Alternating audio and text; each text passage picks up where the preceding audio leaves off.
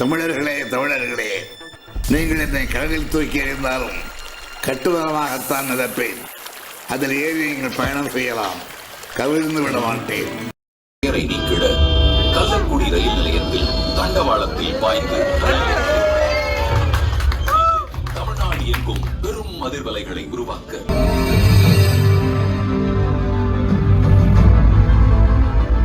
தாய்மார்களே, பெரியவர்களே, என் உயிரினும் மேலான அன்பு உடன்பிறப்புகளே, ஜூன் 3ஆம் தேதி கலைஞர் அவர்களுடைய பிறந்த நாளை முன்னிட்டு அதுக்கு முன்னாடியே பேனாவை கடலில் வச்சிடணும் அப்படின்னு சொல்லிட்டு வேலைகளை ரொம்ப மும்முரமாகவே பண்ணிட்டு இருந்தாங்க. இதுக்கிடையில் 2 மாதத்துக்கு முன்னாடி இந்த கலைஞர் அவர்களுடைய நினைவிடத்தை புதுப்பிச்சு மக்கள் பார்வைக்காக திறந்துமே வச்சுருக்காங்க. ஸ்கூல் லீவில் நீங்கள் எங்கேயாவது போகணும்னு நினச்சிங்கன்னா பிள்ளைகளை இந்த இடத்துக்கு கூட்டிகிட்டு போங்க. Hello friends, welcome back to my channel happy journey. So இன்றைக்கி நம்ம என்ன பார்க்க வந்திருக்கோம் அப்படின்னா, கலைஞர் அவர்களுடைய நினைவிடத்தை தான் இன்றைக்கி நம்ம பார்க்க வந்திருக்கோம். பேனா வச்சதுக்கப்புறம் தான் நம்ம பார்க்க வரணும்னு இவ்வளோ நாளாக வெயிட் பண்ணிட்டோம். இப்போ பேனா வச்சுட்டு தான் சொல்கிறாங்க. உண்மையிலே பேனா வச்சுட்டாங்களா இல்லையா? ஸோ அங்கே போனோம் அப்படின்னா அதுக்கு ஏதாவது ஸ்பெஷல் சார்ஜஸ் இருக்கா? ஸோ இந்த டீட்டெயில்ஸ்லாம் நம்ம இந்த வீடியோவில் பார்க்கலாம். வாங்க உள்ளே போய் ஒன்று எக்ஸ்ப்ளோர் பண்ணலாம். இங்கே கலைஞருடைய நினைவிடத்தை அப்கிரேட் பண்ணியிருக்காங்க. ஸோ இதில் பார்த்தீங்கன்னாலே தெரியும், பேரறிஞர் அண்ணா அருங்காட்சியகம் இருக்குது, அப்புறம் அண்ணா நினைவிடம் இருக்குது, கலைஞர் நினைவிடம் இருக்குது, அப்புறம் கலைஞருடைய அருங்காட்சியகம் இருக்குது.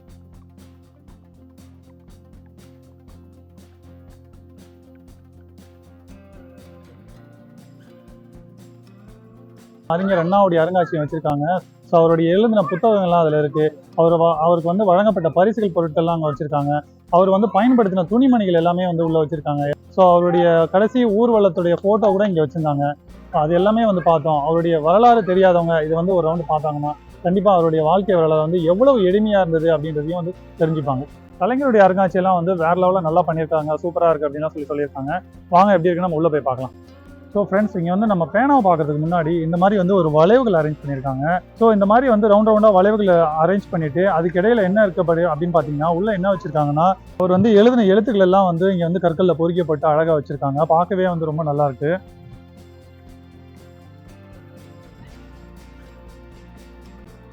இளைஞர்களுக்கெல்லாம் ஒரு மோட்டிவேஷனல் ஸ்பீச் மாதிரி இதை எழுதியிருக்காரு.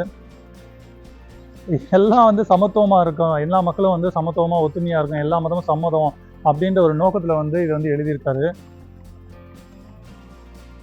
இங்கே தான் கலைஞர் அவர்களுடைய அருங்காட்சியகம் வச்சுருக்காங்க. ஸோ இதை பார்க்கறதுக்கு முன்னாடி முதல்ல நம்ம அவருடைய நினைவிடத்தை பார்த்துட்டு வந்துடலாம் வாங்க.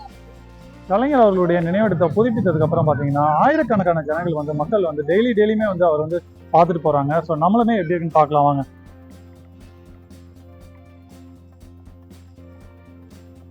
ஓய்வெடுக்காமல் உழைத்தவர் இங்கே ஓய்வு எடுத்துக் கொண்டிருக்கிறார்.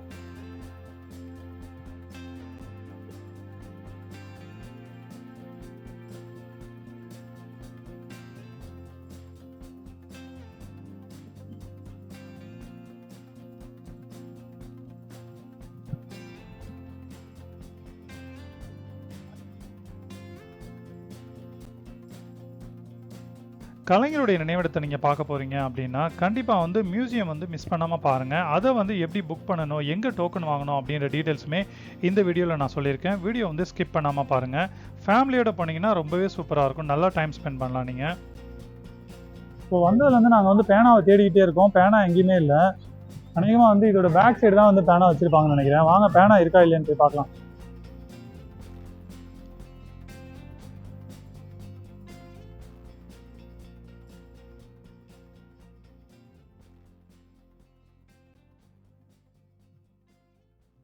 ஸோ கைஸ், இந்த நினைவிடத்துக்கு பின்னாடி ரொம்ப அழகான ஒரு அட்மாஸ்பியர் அரேஞ்ச் பண்ணியிருக்காங்க. பார்க்கறதுக்கே ரொம்ப நல்லா இருக்குது, அழகாக இருக்குது. நிறைய பேர் உட்காந்து டைம் ஸ்பெண்ட் பண்ணுற மாதிரி நல்ல ஒரு ஸ்பேசியஸாக இடம் கொடுத்துருக்காங்க. அதே மாதிரி பீச் சரௌண்டிங்குமே இங்கேருந்து பார்த்தா நல்லா தெரியுது உங்களுக்கு.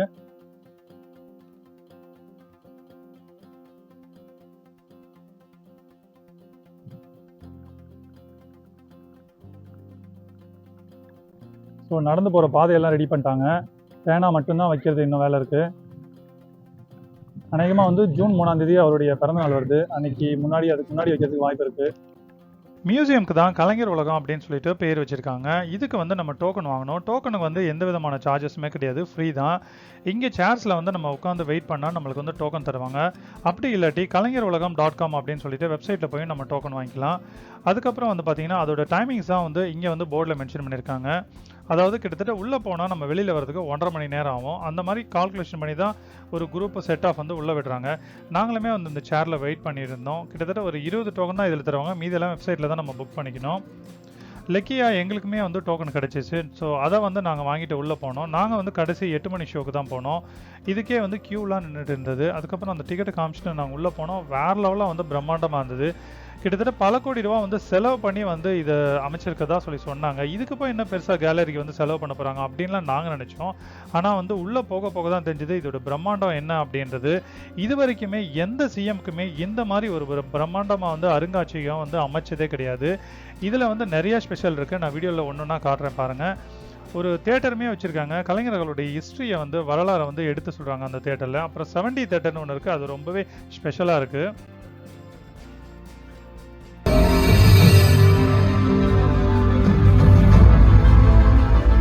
தாய்மார்களே, பெரியவர்களே, என் உயிரினும் மேலான அன்பு உடன்பிறப்புகளே, நம்ம எல்லாம் ஆளாக்கிய அண்ணன் அறிஞர் அண்ணா அவர்களது மறைவுக்கு பிறகு அவரது வழி நின்று எனது தலைமையில் நடைபெற்ற திராவிட முன்னேற்ற கழகத்தின் ஆட்சியில் ஏழையின் சிரிப்பில் இறைவனை காண்போம் என முழக்கத்துடன் தமிழ்நாட்டிற்கும் தமிழ்நாட்டு மக்களுக்கும் ஆற்றிய துண்டுகளும் சாதனைகளும் ஏராளம் ஏராளம். கலைஞர் ஐயா கூட ஃபேமிலியாக போயிட்டு நம்ம நின்று ஃபோட்டோ எடுக்கிற மாதிரி இங்கே ஒரு செட்டப் அரேஞ்ச் பண்ணியிருக்காங்க. ரொம்பவே நல்லா இருந்தது. நாங்களுமே எடுத்துக்கிட்டோம். அதுக்கப்புறம் வந்து கலைஞருடன் ஒரு நேர்காணல், அதாவது அவர் வந்து உட்காந்துருக்கிற மாதிரியும் பக்கத்தில் சோஃபாவில் நம்ம உட்காந்து பேசுகிற மாதிரியும் ஒரு ரியாலிட்டியாக அரேஞ்ச் பண்ணியிருக்காங்க. ப்ரொஜெக்டர்லாம் செட் பண்ணி ரொம்பவே நல்லா இருந்தது. ஸோ நாங்களுமே அதை ட்ரை பண்ணோம். எங்களுக்கு வந்து ரொம்ப மகிழ்ச்சியாக இருந்தது. கலைஞர் இருக்கும்போது நம்மளுக்கு வந்து இந்த மாதிரி ஒரு சான்ஸ் கிடைக்கல. ஸோ இப்போ வந்து அது அமைஞ்சிருக்குன்னும் போது ரொம்ப நல்லாயிருக்கு. அதுக்கப்புறம் வந்து கலைஞருடன் நற்பண்புகள் அப்படின்னு சொல்லிட்டு ஒரு ஸ்க்ரீன் ஒன்று வச்சுருக்காங்க. அதுக்கு முன்னாடி நம்ம நின்று என்ன பேசினாலுமே வந்து அதில் வந்து தமிழ் வாக்கியங்களோட வெளியில் வரும். அவர் சொன்ன நற்பண்புகள் எல்லாமே அதுலேருந்து அது டிஸ்பிளே ஆகும். அதுவுமே நல்லா இருந்தது. நெக்ஸ்ட் வந்து திருவாரூர் டு சென்னை அப்படின்னு சொல்லிட்டு ஒரு ட்ரெயின் செட்டப் வச்சுருக்காங்க. இதுதான் வந்து 70 தேட்டர். இது கண்டிப்பாக மிஸ் பண்ணிடாதீங்க. ரொம்பவே நல்லாயிருக்கும். அவர் பற்றின ஹிஸ்ட்ரி எல்லாம் இதுலேயுமே காட்டுவாங்க. எங்களுக்கு ரொம்ப பிடிச்சிருந்தது. நீங்களே வீடியோவில் எப்படி இருக்குன்னு பாருங்கள். உலகிற்கே வழிகாட்டியாய் இந்த நாடு இருக்க வேண்டும் என்பதை